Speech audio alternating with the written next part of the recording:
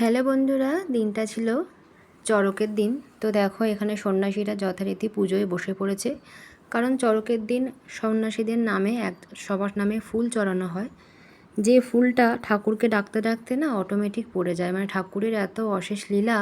এই যে দেখতে পাচ্ছ যে ফুলটা শিবের মাথায় চাপানো আছে, ওটা কোনো হাওয়া লাগবে না, বাতাস লাগবে না, এমনি এমনিই পড়ে যাবে ঠাকুরের আশীর্বাদে। আর সন্ন্যাসীরা সবসময় ধরে বাবার নাম করে যাচ্ছে। সেই নাম ধরে নাম করতে করতে করতে করতে প্রত্যেকটা ফুলই এক এক করে সকলের পড়ে যায়।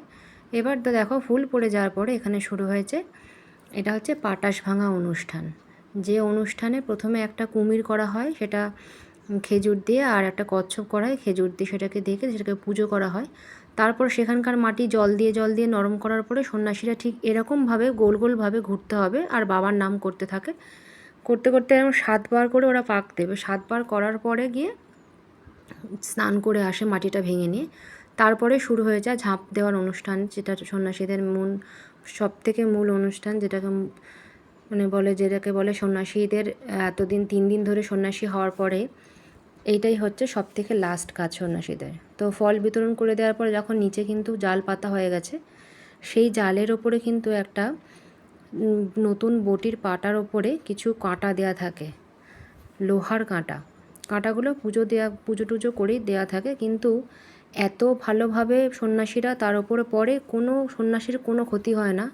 মানে ঠাকুরের এত আশীর্বাদ থাকে ওদের ওপরে যে ওরা সারাদিন উপোস থেকেও যেইভাবে ঝাঁপিয়ে পড়ে, তাতে ওদের কিচ্ছু হয় না। দেখো পড়ার পরে কিন্তু কোনোভাবে কারোর কোনো ক্ষতি হয় না। তো আমাদের এরকমভাবে 5টা সন্ন্যাসী উঠবে, সেরকমভাবে ফল বিতরণ হবে। আমি দেখাচ্ছি, এই যে দেখো বটির যে নতুন পাটা নয়, পাটার ওপর ওই যে দেখতে পাচ্ছ লোহার কাঁটাগুলো থাকে, ওই কাঁটার উপরেই কিন্তু ওদের ঝাঁপিয়ে পড়তে হয়। তো ওই কাঁটাটা এবার দিয়ে দেবে, দেখো ওই যে জালের ওপরে দিয়ে দেওয়ার পরে উপর থেকে এরকমভাবে একজনকে ধরে নিয়ে ওরা বাবার নাম করতে করতে সেই পাটার ওপরে গিয়ে পড়ে। কিন্তু ঠাকুরের আশীর্বাদে ওরা সবাই সুস্থ থাকে এবং ভালো থাকে।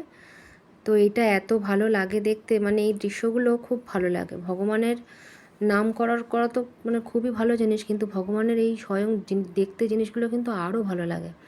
তো দেখো এক এক করে কিন্তু 5টা সন্ন্যাসী এরকমভাবেই পড়ে যাবে। তো এবার দেখো ছোট ছোট বাচ্চারা উঠেছে ঝাঁপ দেওয়ার জন্য। এবার কারণ ছোটো ছোটো বাচ্চাদের এখন থেকে ট্রেনিং নেওয়া হওয়া দরকার, যে পরবর্তীকালে তারাও যাতে সন্ন্যাসী হতে পারে। তো এবার এক এক বাচ্চা হতে হতে এবার আমার সন্তানটা উঠেছে। দেখো ও ছোটোবেলার থেকেই কিন্তু লাফ দিতে পারে, ছোটোবেলা থেকেই ঝাঁপায়। আজকের এই বয়সে না, অনেক ছোটোবেলা যখন কোলে করে ঘুরতো তখন ওকে এরকম কোলে দিয়ে নিচে জালের মধ্যে ফেলে দেওয়া হতো, ওই জন্য ওর অভ্যাসটা রয়ে গেছে। আর সেই ভিডিও তোমাদের দেখালাম, তোমাদেরকে আমি বলেছিলাম একদিন যে ও কিন্তু সন্ন্যাসীর বাঁশের থেকে ঝাঁপ দেয়। আর সেই ভিডিওটাই তোমাদের সামনে তুলে ধরেছি। তোমরা অনেকেই লিখেছিলে তাই যে কী করে পারে ওইটুকুনি বাচ্চা ঝাঁপ দিতে, সেটাই তোমাদেরকে দেখালাম। ও হাত দুটো এবার ধরে নেবে সামনের দিক দিয়ে এবার ফেলে দেবে জালের মধ্যে। কিন্তু এবারে মনে হয় একটু ভয় পাচ্ছিলো দেখে, যেটা আমার মনে হলো। ওই যে এবার দিয়ে দেবে ঝাঁপ, ওই জালের মধ্যে ফেলে দিল ওকে নিয়ে। এটাও খুব আনন্দ পায়, ভীষণ মজা পায়, ভীষণ। এটা করার জন্য ও শুধু বলে, মা আমি কিন্তু নিরামিষ খাবো, নিরামিষ না খেয়ে ঝাঁপ দেওয়া যায় না, তো সেই জন্য।